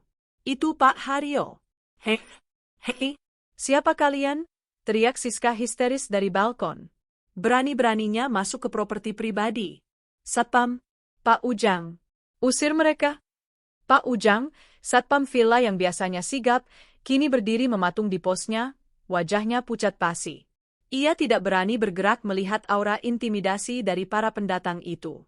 Pak Haryo mendongak, menatap Siska dengan tatapan meremehkan. Turun kamu, atau anak buah saya yang seret. Nyali Siska menciut, tapi egonya sebagai nyonya besar masih tinggi. Ia menyambar jubah tidurnya, berlari turun ke halaman dengan wajah merah padam karena marah. Kalian ini premannya? Tahu nggak ini rumah siapa? Suami saya pejabat kaya. Saya laporin polisi kalian semua, bentak Siska sambil menunjuk-nunjuk wajah Pak Haryo. Pak Haryo tertawa, suara tawanya menggelegar menakutkan. Ia membuang puntung cerutunya ke pot bunga anggrek kesayangan Hana, yang kini diklaim Siska. Suami kamu? Pak Haryo meludah ke tanah. Yang saya tahu, pemilik rumah ini namanya Hana Wijaya. Dan kemarin sore, dia sudah menjual tanah dan bangunan ini beserta isinya, termasuk sampah-sampah di dalamnya, kepada saya. Haryo Sudarso. Pak Haryo menjentikkan jari. Asistennya maju, menyodorkan salinan sertifikat tanah dan akta jual beli, AJB, yang masih segar. Baca tuh kalau kamu bisa baca, kata Pak Haryo dingin. Siska merebut kertas itu dengan tangan gemetar. Matanya membelalak membaca nama yang tertera di sana. Penjual, Hana Wijaya. Pembeli, Haryo Sudarso. Tanggal transaksi, kemarin. Gak mungkin. Siska menggeleng histeris. Mas Rian bilang villa ini punya dia. Hana cuma istri bodoh yang gak tahu apa-apa. Ini pasti palsu. Kalian penipu. Siska merobek kertas fotokopi itu dan melemparkannya ke wajah Pak Haryo. Suasana hening seketika. Burung-burung berhenti berkicau. Wajah Pak Haryo mengeras. Ia memberi isyarat mata pada anak buahnya. Bersihkan, perintahnya menggelegar. Tanpa babibu, 4 orang sekuriti Pak Haryo merangsek masuk ke dalam villa. Jangan masuk. Ada anakku di dalam, jerit Siska, mencoba menghalangi mereka, tapi seorang sekuriti menahannya dengan satu tangan kekar. Anak buah saya profesional, Bu. Anak ibu nggak bakal dia apa-apain. Tapi barang-barang ibu... Pak Haryo menyeringai. Prang, suara kaca pecah terdengar dari lantai 2. Sebuah koper Louis Vuitton melayang dari balkon kamar utama, jatuh berdebum di atas paving blok halaman, isinya berhamburan keluar. Baju-baju seksi, makeup mahal, dan lingerie berserakan di tanah. Disusul kemudian oleh kotak mainan Rian Junior, tas-tas branded, yang sebagian besar KW Super, dan sepatu-sepatu hak tinggi. Semuanya dilempar begitu saja dari atas seperti sampah. Jang! Itu barang mahal. Siska menangis meraung-raung, meronta dari pegangan security, tapi tenaganya tidak sebanding. Anda punya waktu 10 menit untuk memungut sampah-sampah ini dan angkat kaki dari tanah saya. Kalau lewat dari itu, truk sampah akan datang mengangkut semuanya ke TPA Bantar Gebang, ancam Pak Haryo sadis. Dengan tangan gemetar hebat, Siska merogoh ponselnya di saku jubah. Ia menekan tombol speed dial 1. Mas Rian, tolongin aku, teriak Siska begitu telepon diangkat. Ada preman nyerbu villa. Mereka ngelempar barang-barangku. Mereka bilang villa ini udah dijual Hanna. Mas cepetan ke sini. Aku takut. Di seberang telepon, Rian yang sedang menyetir santai sambil bersiul di jalan tol Jagorawi, langsung menginjak rem kaget. Apa? Dijual? Jangan ngato kamu. Hanna nggak mungkin jual villa tanpa izin aku. Beneran mas. Ada suratnya. Orang ini namanya Haryo. Dia galak banget. Cepatan mas. Telepon terputus. Rian pucat pasi. Jantungnya serasa berhenti berdetak. Hana? Desisnya. Apa yang kamu lakukan? Rian menginjak pedal gas dalam-dalam. Mobil sedan itu melesat membelah kemacetan puncak, menyalip bahu jalan dengan nekat. Keringat dingin mengucur deras di punggungnya. Pikirannya kacau. Jika villa itu benar dijual, di mana ia akan menyembunyikan Siska? Di mana wajahnya akan ditaruh? Sementara itu di villa, tontonan gratis itu mulai menarik perhatian. Villa-villa tetangga yang dihuni oleh para pejabat dan pengusaha kaya mulai membuka jendela. Beberapa pembantu dan sopir tetangga bahkan berkumpul di depan pagar, merekam kejadian itu dengan ponsel mereka. Ih, kasihan ya. Itu kan selingkuhannya suami Bu Hanna, bisik seorang ibu-ibu tetangga. Rasain loh. Emang enak makan uang istri sah. Sekarang kena batunya. Videom, Bu, viralin. Biar kapok pelakor. Siska mendengar bisik-bisik itu. Rasa malunya memuncak. Ia yang biasanya berjalan dengan dagu terangkat, kini merangkak di aspal memunguti baju dalamnya yang berserakan, sementara air mata dan ingus membasahi wajahnya yang cantik. Anaknya, Rian Junior, menangis keras di gendongan babysitter yang juga ketakutan di pojok teras. Tepat saat batas waktu 10 menit hampir habis, mobil Rian menerobos masuk ke halaman villa dengan kecepatan tinggi, hampir menabrak truk engkel. Rian melompat keluar mobil, wajahnya merah padam karena amarah dan panik. Hei, hentikan. Apa-apaan ini? Rian berlari menghampiri Siska yang terduduk di tanah. Sayang, kamu nggak apa-apa? Siska langsung memeluk kaki Rian. Mas, usir mereka. Mereka jahat. Mereka hancurin barang-barang aku. Rian bangkit, menatap tajam ke arah Pak Haryo yang sedang duduk santai di kursi teras, kursi favorit Rian. Bapak siapa? Berani sekali Bapak mengganggu keluarga saya. Saya Rian, pemilik rumah ini, bentak Rian dengan sisa-sisa keberanian palsunya. Pak Haryo terkekeh, berdiri perlahan. Tingginya hampir 2 meter, membuat Rian harus mendongak. Pemilik? Coba cek sertifikat di BPN, Tong. Nama lu ada kagak di situ? Tanya Pak Haryo dengan logat Betawi yang kental. Saya suaminya Hanna. Harta istri adalah harta suami. Salah besar, potong sebuah suara dari belakang Pak Haryo. Adrian, sang broker, muncul sambil membawa sebuah map. Pak Rian, ini salinan perjanjian pranikah Bapak. Di sini tertulis jelas, pemisahan harta total. Villa Amara dibeli atas nama Ibu Hanna Wijaya, menggunakan dana warisan pribadi. Jadi secara hukum, 100% hak milik Ibu Hanna. Dan beliau sudah sah menjualnya ke Pak Haryo. Rian terdiam. Mulutnya terbuka tapi tidak ada suara yang keluar. Ia lupa. Ia lupa soal perjanjian itu karena selama 5 tahun Hanna tidak pernah mengungkitnya. Hanna selalu membiarkan Rian merasa memiliki segalanya. Tapi Hanna nggak bilang apa-apa sama saya.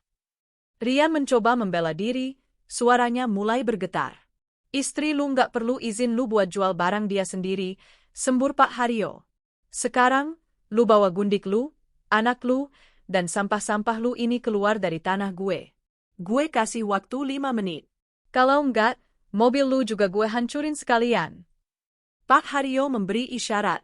Salah satu anak buahnya mengambil linggis dan berjalan mendekati mobil Rian. Tunggu. Oke. Oke, kita pergi. Rian mengangkat tangan menyerah. Nyalinya hancur berkeping-keping. Dengan gerakan panik, Rian membantu Siska berdiri. Mereka melempar asal barang-barang yang bisa diselamatkan ke dalam bagasi dan jok belakang mobil. Tidak ada waktu untuk melipat baju. Koper yang pecah dibiarkan tergeletak. Siska menangis sesenggukan saat masuk ke mobil. Mas, kita mau kemana? Masa kita diusir kayak anjing begini? Diam dulu, SIS. Diam, bentak Rian, frustrasi memuncak. Saat mobil Rian mundur perlahan keluar dari gerbang, para tetangga yang menonton bersorak hu.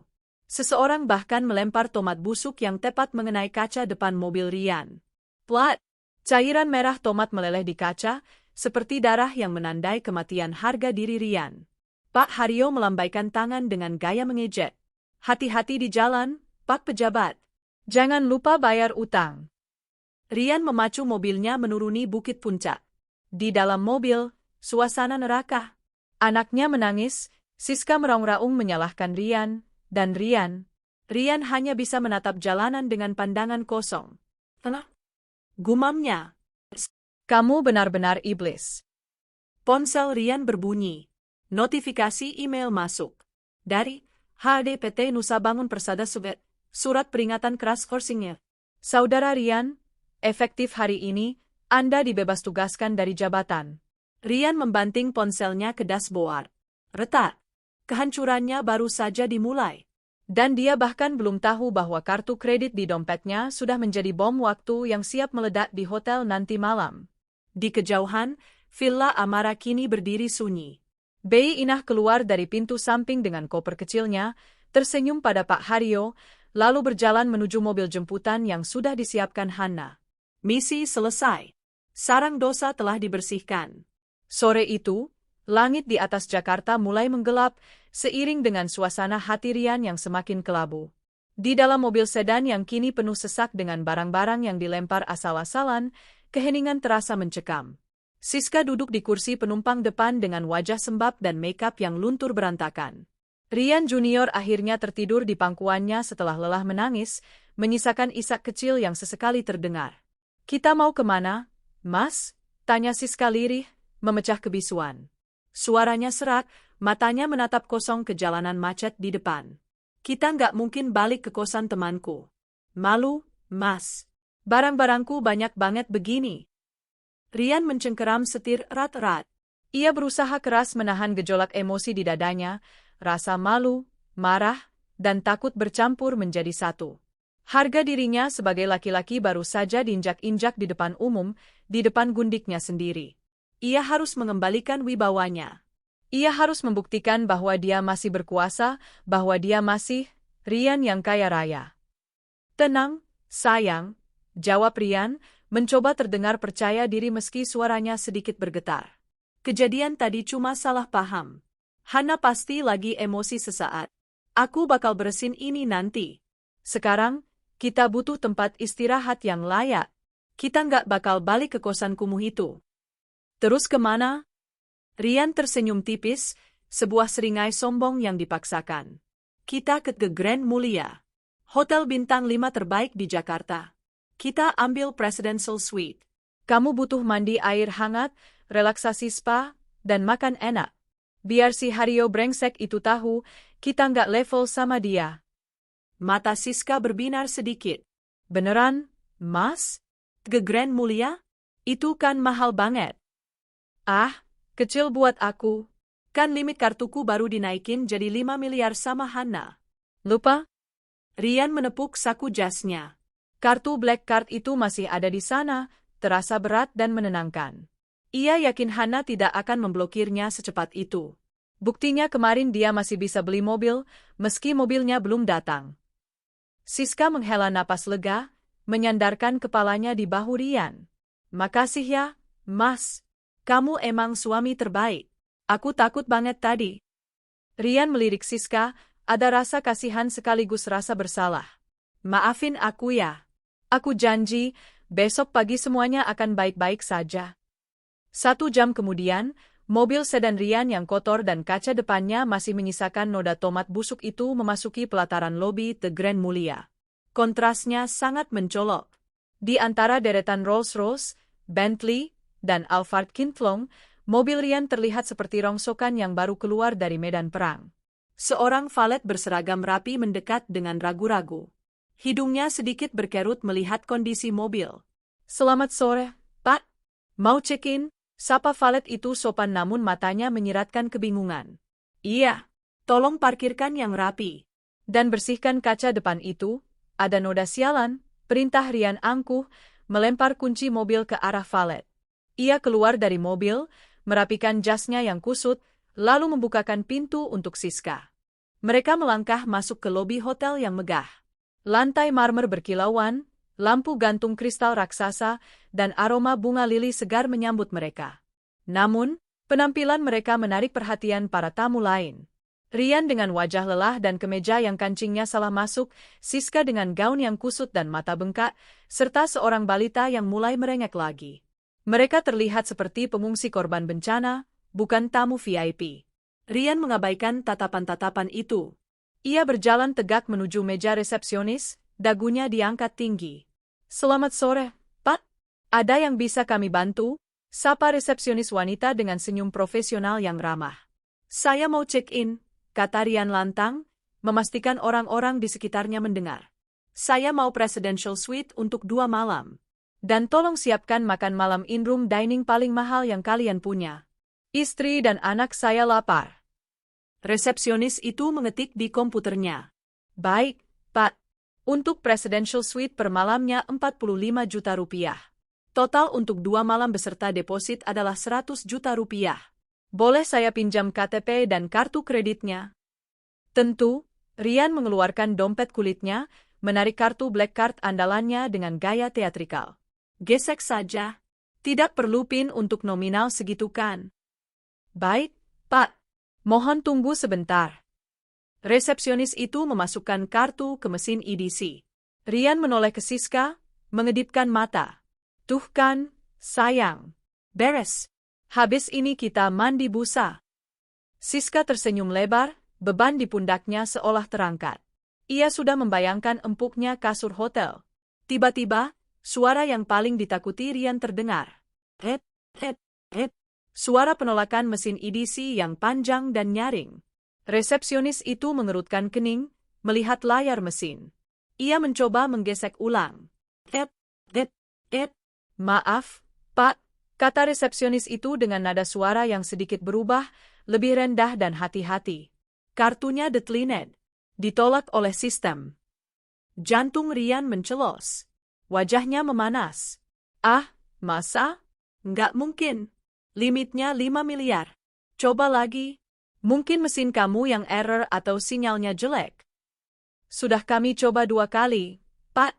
Keterangannya, do not honor. Mungkin Bapak ada kartu lain?" Ryan tertawa gugup. Keringat dingin mulai menetes di pelipisnya. "Aneh banget. Dasar ban bodoh." Oke, sebentar." Ia merogoh dompetnya lagi, mengeluarkan kartu platinum. "Pakai yang ini." Resepsionis menggeseknya. "Hep, hep, hep." "Ditolak juga, Pak." Ryan mulai panik. Tangannya gemetar saat mengeluarkan kartu gold. Gagal. Kartu debit tabungan gajinya. Gagal. Bahkan kartu kredit cadangan dari bank lain yang limitnya cuma 10 juta. Gagal. Hening. Antrian di belakang Ryan mulai panjang. Orang-orang mulai berbisik-bisik dan menatap sinis. Siska di sampingnya mulai gelisah, wajahnya berubah dari senang menjadi cemas, lalu menjadi malu. "Mas, kok nggak bisa semua?" bisik Siska, mencengkeram lengan Ryan. "Orang-orang ngeliatin kita, Mas." "Sebentar, ini pasti ada kesalahan sistem perbankan nasional." Ryan berteriak, suaranya pecah karena panik. "Mbak, coba lagi. Ini saya Ryan. Saya nasabah prioritas. Nggak mungkin kartu saya mati semua?" "Maaf, Pak. Mesin kami berfungsi normal. Tamu sebelum Bapak lancar saja," jawab resepsionis itu. Kini senyumnya hilang, berganti dengan tatapan kasihan yang bercampur dengan kewaspadaan. "Mohon maaf, jika tidak ada metode pembayaran lain, kami tidak bisa memproses check-in Bapak." Ryan gemetar hebat. Ia merogoh saku celananya, mengambil ponselnya. Saya cek m-banking saya. Saya transfer sekarang juga. Dengan jari yang licin oleh keringat, Rian membuka aplikasi perbankan di ponselnya. Link. Lalu, sebuah pesan pop-up merah muncul di layar, menghancurkan sisa harapan hidupnya. Akses dibekukan. Rekening Anda sedang dalam status pembekuan aset berdasarkan putusan Pengadilan Nomor 77/2024 perihal gugatan perceraian dan audit keuangan. Hubungi cabang terdekat. Dunia Rian berputar. Lututnya lemas. Ia berpegangan pada meja resepsionis agar tidak ambruk. Beku. Semuanya beku. Hana tidak hanya memblokir kartu kredit. Dia membekukan segalanya. Setiap rupiah yang Rian punya di bank, kini terkunci rapat. Gimana, Mas? Bisa nggak? Desak Siska, kini suaranya meninggi karena malu dan marah. Anaknya mulai menangis keras karena lapar. Rian menatap Siska dengan pandangan kosong. Wajahnya pucat pasi seperti mayat. Yes, aku nggak bisa akses rekeningku. Maksud kamu apa? Pekit Siska histeris di tengah lobi Hotel Bintang 5 itu. Kamu bilang kamu punya 5 miliar. Kamu bilang kita bakal nginep di sini. Anakku lapar, Rian. Kita udah diusir dari villa, sekarang mau diusir dari sini juga. Bu, tolong tenang, seorang security berbadan besar mendekat. Suara ibu mengganggu tamu lain. Jangan suruh saya tenang. Siska menepis tangan security. Ia menatap Rian dengan tatapan penuh kebencian. Kamu bohong sama aku ya? Kamu sebenarnya kere kan? Mobil Porsche itu juga bohong kan? Enggak, Rian mencoba memegang tangan Siska, tapi ditepis kasar. Ini cuma taktik licik Hana. Dia ngejebak aku. Halah, basi. Siska meludah ke lantai marmer yang mengkilap itu. Dasar laki-laki nggak guna. Cuma modal gaya doang. Kalau tahu gini mending aku sama Pak Haji yang dulu. Pak, Bu, manajer hotel akhirnya turun tangan. Mohon maaf, kami harus meminta Bapak dan Ibu meninggalkan area lobi segera. Atau kami panggil polisi. Rian menunduk dalam-dalam. Harga dirinya hancur lebur menjadi debu. Di hadapan resepsionis yang memandang rendah, di hadapan tamu-tamu elit yang mencibir, dan di hadapan gundiknya yang kini memaki-makinya. Dengan sisa tenaga, Rian menyeret langkahnya keluar dari hotel mewah itu. Siska mengikutinya sambil terus menggerutu, menggendong anak yang menangis kelaparan. Mereka kembali ke mobil. Valet menyerahkan kunci dengan wajah masam, Rian tidak punya uang receh untuk tip. Di dalam mobil, Rian memeriksa dompetnya. 3 lembar uang Rp100.000. Dan beberapa receh logam. Total, Rp320.000. Itulah seluruh kekayaan Rian saat ini. Kita kemana sekarang? Tanya Siska dingin, tidak ada lagi panggilan, sayang, atau mas. Rian menyalakan mesin mobil dengan tangan gemetar. Air mata frustrasi menetes di pipinya. Kita cari motel melati di pinggir jalan yang harganya 200.000 semalam. Malam itu, Pangeran Rian dan Ratu Siska tidur di kasur busa tipis yang bau apek di sebuah kamar sempit tanpa jendela. Suara bising knalpot motor dari jalan raya terdengar jelas. Tidak ada room service, tidak ada bathtub, tidak ada AC dingin. Hanya kipas angin berdebu yang berputar pelan, seolah mengejek nasib mereka yang berputar 180 derajat dalam satu hari. Rian menatap langit-langit kamar yang berjamur. Bayangan wajah Hana yang tersenyum lembut saat memberinya kartu kredit itu berkelebat di benaknya. Senyum itu bukan senyum cinta. Itu adalah senyum malaikat maut yang sedang mencabut nyawanya perlahan-lahan. Matahari Minggu pagi mengintip malu-malu di balik tirai lusuh motel melati tempat Rian dan Siska menginap. Cahaya itu bukan membawa harapan, melainkan mempertegas kumuhnya realitas yang kini mereka hadapi. Di sudut ruangan, seekor kecoa merayap santai di dinding yang catnya mengelupas. Bau apek dari kasur busa murah menusuk hidung, bercampur dengan aroma sisa makanan instan semalam. Rian terbangun dengan leher kaku. Ia menatap langit-langit yang penuh noda rembesan air, sejenak berharap ini semua hanya mimpi buruk. Ia berharap saat ia menoleh, ia akan melihat lampu kristal di kamar mewahnya di Menteng, dengan AC sentral yang sejuk dan spray katun Mesir yang halus. Namun, saat ia menoleh, Yang ia lihat adalah Siska yang sedang duduk di tepi ranjang dengan wajah masam. Rambutnya kusut, make-upnya belum dibersihkan dengan benar, dan ia sedang menyusui Rian Junior yang rewel kepanasan. "Udah bangun, tuan muda?" sindir Siska tajam tanpa menoleh. "Anakmu susunya habis. Pampersnya juga tinggal 1. Kamu mau beli pakai apa?" "Dan?" Rian bangkit duduk, mengusap wajahnya kasar. Rasa pusing menghantam kepalanya. "Jangan mulai pagi-pagi, SIS. Aku lagi mikir." "Mikir? Dari semalam kamu cuma bengong." Siska membanting botol susu kosong ke lantai plastik. "Lihat nih, kita tidur kayak gelandangan. Mana janji kamu? Mana mobil Polri? Mana hotel bintang 5? Kamu penipu, Rian. Kamu jebak aku dalam kemiskinan ini." "Aku nggak nipu," bentak Rian, emosinya tersulut. "Ini semua gara-gara Hana. Dia yang blokir semua aksesku. Dia yang main kotor." "Ya terus kamu mau diam aja? Laki-laki macam apa kamu?" Siska berdiri, menunjuk wajah Rian dengan jari telunjuknya yang kukunya mulai patah. "Balik ke sana. Temuin istri sah kamu itu. Sujud di kakinya kalau perlu. Minta duit. Minta dia balikin aset-aset kamu. Kamu kan suaminya, masa kamu kalah sama perempuan?" Kata-kata Siska menampar ego Rian. Benar, dia adalah suami.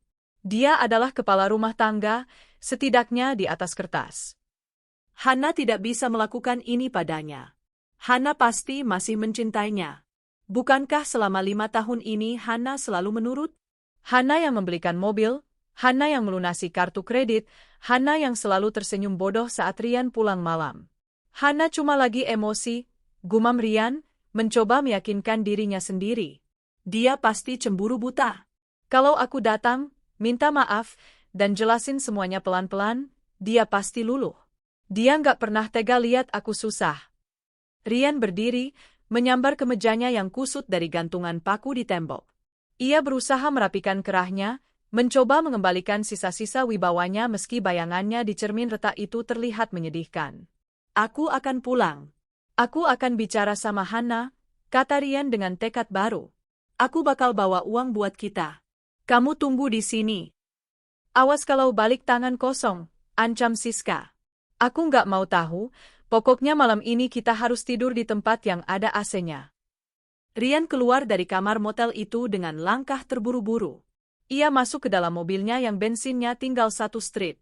Di sepanjang perjalanan dari pinggiran Jakarta menuju kawasan elit Menteng, Rian menyusun skenario di kepalanya. "Aku akan bilang aku Vilaf. Aku akan bilang Siska yang menggoda aku duluan. Aku akan bilang anak itu kecelakaan. Hana kan mandul bukan? Hana kan belum hamil-hamil, dia pasti seneng kalau ada anak kecil di rumah. Yah, itu dia. Aku akan tawarkan dia untuk mengadopsi Junior. Dia pasti mau. Wanita mana yang gak mau jadi ibu?" Semakin lama Rian berpikir, semakin ia merasa idenya brilian. Ia merasa bisa memanipulasi situasi ini. Ia lupa bahwa wanita yang akan ia hadapi bukan lagi Hana yang dulu. 1 jam kemudian, mobil Rian tiba di depan gerbang tinggi rumah mewah Hana. Rumah itu terlihat megah dan angkuh, seolah menertawakan kemiskinan Rian saat ini. Rian menekan klakson. 1, 2 kali. Biasanya, Pak Asep Satpam lama akan langsung berlari membukakan pintu sambil membungkuk hormat. Tapi kali ini, hening. Rian turun dari mobil, berjalan menuju gerbang kecil. Ia mencoba memasukkan kode paskode di panel kunci digital. Akses denied. Rian mencoba lagi. Akses denied. Sialan. Diganti, umpat Rian. Ia memencet bel intercom dengan brutal berulang kali. Akhirnya, gerbang otomatis itu bergeser sedikit. Bukan Pak Asep yang muncul, melainkan 4 orang pria berbadan tegap dengan seragam security profesional berwarna hitam ketat. Otot mereka tercetak jelas. Wajah mereka dingin tanpa ekspresi. "Ada keperluan apa?" tanya salah satu dari mereka, yang tampaknya komandan regu. "Minggir. Saya Rian, pemilik rumah ini." "Suami Bu Hana." Rian mencoba menerobos masuk, tapi sebuah tangan kekar menahan dadanya dengan mudah, membuatnya terdorong mundur. "Maaf, Pak. Nama Bapak sudah ada dalam daftar blacklist." Dilarang masuk tanpa izin tertulis dari pemilik rumah, jawab security itu datar. Kurang ajar. Saya panggil polisi ya. Ini rumah saya, teriak Rian. Silakan panggil polisi, Pak. Sertifikat rumah ini atas nama Ibu Hana Wijaya. Bapak tidak punya hak masuk, balas security itu tenang. Tapi ibu sudah menduga bapak akan datang mengemis. Beliau menunggu di teras. Bapak boleh masuk, tapi hanya sampai teras. Mobil tinggal di luar. Rian mendengus kasar. Awas kalian nanti kalau saya sudah baikan sama Hana, saya pecat kalian semua.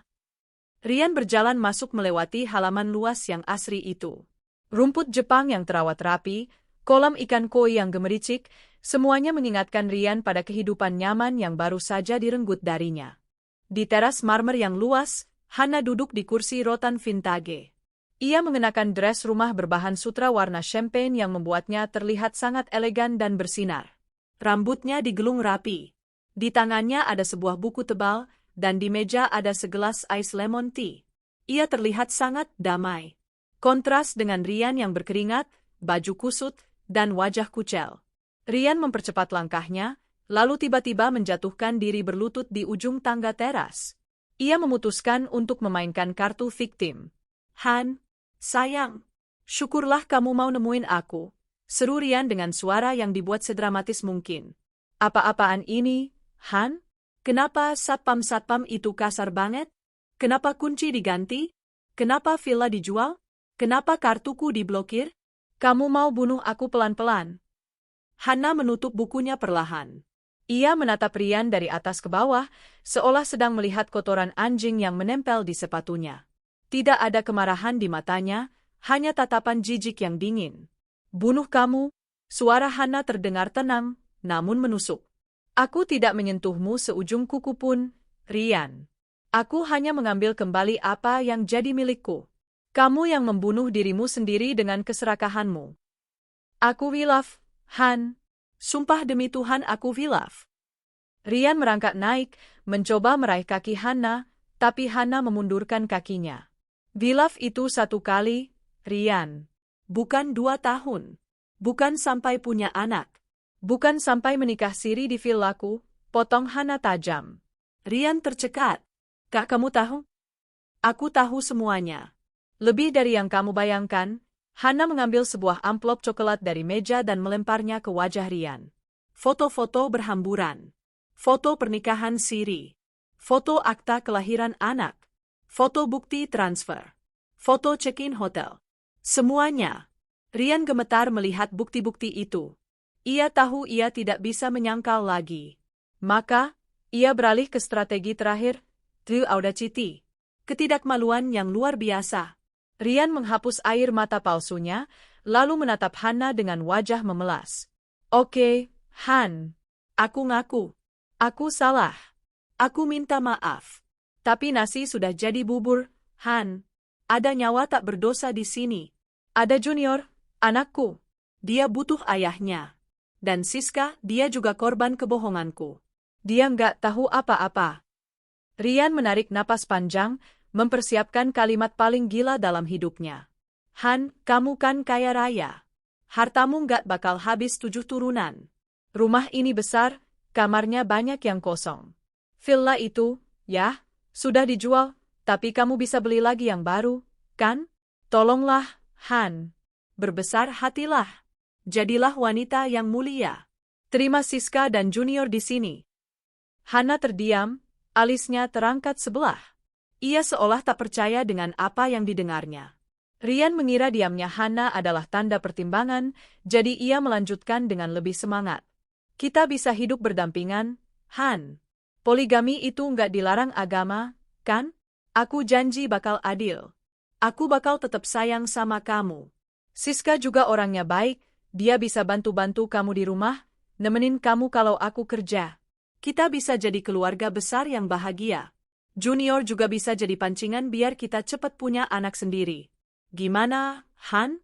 Play AC? Kasihan mereka sekarang terlantar di motel murah. Kamu nggak tega kan lihat bayi kepanasan? Keheningan menyelimuti teras itu selama beberapa detik. Lalu, Hana tertawa. Tawa itu bukan tawa bahagia. Itu tawa kering, dingin, dan mengerikan yang membuat bulu kuduk Rian meremang. Hidup berdampingan, ulang Hana di sela tawanya. Ia berdiri, menatap Rian dengan sorot mata yang bisa membekukan neraka. Kamu pikir aku ini apa? Yayasan Sosial Penampung Sampah? Panti asuhan buat anak haram? Hana, jaga mulutmu. Rian tersinggung. Kamu yang jaga otakmu, bentak Hana, suaranya menggelegar membuat Rian menciut. Aura dominasi Hana keluar sepenuhnya. Kamu berselingkuh, kamu mencuri uangku, kamu membohongiku selama 2 tahun, dan sekarang dengan muka tembokmu itu, kamu minta aku menampung Gundik dan anakmu di rumahku. Di mana harga dirimu sebagai laki-laki, Rian? Aku cuma cari solusi damai, cicit Rian. Solusi damai bagimu, neraka bagiku? Tidak, terima kasih. Hana mengambil sebuah map merah dari tumpukan dokumen. Ia melemparkannya keras-keras hingga mengenai dada Rian. Itu surat gugatan cerai. Sudah didaftarkan pengacaraku pagi ini. Tanda tangani atau tidak, aku tidak peduli. Pengadilan akan memutus Verstek karena aku punya bukti perzinahan yang lengkap. Rian memungut map itu dengan tangan gemetar. Cerai? Tapi Han, aku masih cinta. Cinta? Hana tersenyum sinis. Cinta sama uangku, maksudmu? Hana menunjuk ke sudut halaman. Di sana, ada sebuah tong besi bekas pembakaran sampah. Asap tipis masih mengepul darinya. Lihat di sana, tanya Hana. Rian menoleh. Di dalam tong itu, ia melihat sisa-sisa kain yang hangus. Sebuah lengan jas Armani miliknya yang belum terbakar habis terlihat menyembul. Sepatu kulit Italianya yang meleleh. Koleksi jam tangannya yang kini jadi logam rongsokan. Itu baju-bajumu, jas kerjamu, sepatu mahlamu. Semua barang branded yang kamu beli pakai uangku, sudah kubakar. Ambil sisa abunya kalau kamu mau pakai. Mata Rian terbelalak horor. Kamu gila. Itu barang puluhan juta. Itu barangku. Aku yang beli, aku yang berhak bakar, jawab Hana santai. Sekarang, Hana menunjuk gerbang. Keluar dari rumahku. Detik ini juga. Sebelum aku suruh satpam menyeretmu seperti anjing kurap. Tapi Han, mobil. Mobil itu? Oh, mobil sport merah itu. Hana tersenyum miring. Itu atas namaku. Kuncinya sudah diambil valet tadi saat kamu masuk, kan? Coba cek saku celanamu. Rian meraba sakunya. Kosong. Ia menoleh ke pos satpam. Mobil merah kebanggaannya sudah tidak ada di sana. Mobil itu sudah dibawa Leasing karena aku membatalkan pelunasannya dan melaporkannya sebagai aset sengketa. Kamu pulang jalan kaki, Mas. Hitung-hitung olahraga. Biar sadar diri kalau kamu itu datang ke Jakarta nggak bawa apa-apa, dan pulang pun nggak bawa apa-apa. Hana, kamu iblis betina. Rian berteriak putus asa, melompat hendak menyerang Hana. Tapi sebelum ia bisa menyentuh Hana, 2 security sudah menyergapnya, memiting lengannya ke belakang dengan keras. Ah, sakit. Listen. Buang dia ke jalanan, perintah Hana dingin sambil membalikkan badan, kembali duduk dan membuka bukunya. Rian diseret paksa melewati halaman yang indah itu. Ia meronta, berteriak, memaki, lalu menangis. Ia dilempar keluar gerbang besi hingga tersungkur ke aspal panas. Blam, gerbang tertutup rapat. Mengunci Rian di luar. Selamanya. Rian terbaring di trotoar, menatap langit Jakarta yang terik. Tanpa mobil, tanpa uang, tanpa istri kaya, tanpa harga diri. Di kantongnya hanya ada uang receh sisa kembalian bensin tadi pagi. Cukup untuk naik angkot kembali ke motel kumuh, di mana Siska sedang menunggunya dengan amarah yang lebih besar lagi. Hujan mulai turun rintik-rintik, seolah alam semesta ingin membersihkan jejak Rian dari depan rumah Hana. Air mata Rian bercampur dengan air hujan. Kali ini, tangisnya benar-benar pecah karena ketakutan yang nyata. Ia sadar, ia baru saja membangunkan naga tidur, dan naga itu baru saja membakar seluruh dunianya hingga menjadi abu. Tapi Han, aku suamimu. Aku punya hak atas harta Gonogini. Rian mencoba bangkit, wajahnya merah padam. Harta Gonogini. Hana berdiri, menatap tajam. Kita punya perjanjian pranikah, Rian. Kamu lupa? Semua aset yang kutambah selama pernikahan adalah milikku karena modalnya dariku. Dan hutang-hutangmu? Itu milikmu. Hutang apa? Hutang kartu kredit yang kau pakai foya-foya dengan gundikmu itu. Totalnya 2 miliar. Karena kartu itu kartu tambahan tapi tagihannya atas namamu, dan aku sudah melaporkan penyalahgunaan dana, bank akan mengejarmu. Selamat menikmati. Rian diseret keluar oleh satpam. Ia terlempar ke trotoar. Tanpa mobil, tanpa uang, tanpa kartu kredit. Hujan mulai turun, menyamarkan air matanya yang kini benar-benar keluar karena takut, bukan karena sandiwara. Rian mencoba kembali ke Siska. Tapi saat Siska tahu Rian sudah jatuh miskin dan punya hutang miliaran, wanita itu menunjukkan wajah aslinya. Jadi kamu keres sekarang? Mobil itu punya istrimu? Villa itu punya istrimu? Dasar penipu. Siska melempar Rian dengan sepatu hak tinggi. Pergi kamu. Jangan bawa sial ke sini. Aku mau cari laki-laki lain yang beneran kaya. Rian, sang pangeran palsu, kini menggelandang di jalanan Jakarta. Ia mencoba menghubungi teman-temannya, tapi Hana sudah menyebarkan kabar tentang penipuan Rian. Tidak ada yang mau menolongnya. 3 bulan kemudian, Hana keluar dari gedung pengadilan agama dengan langkah ringan.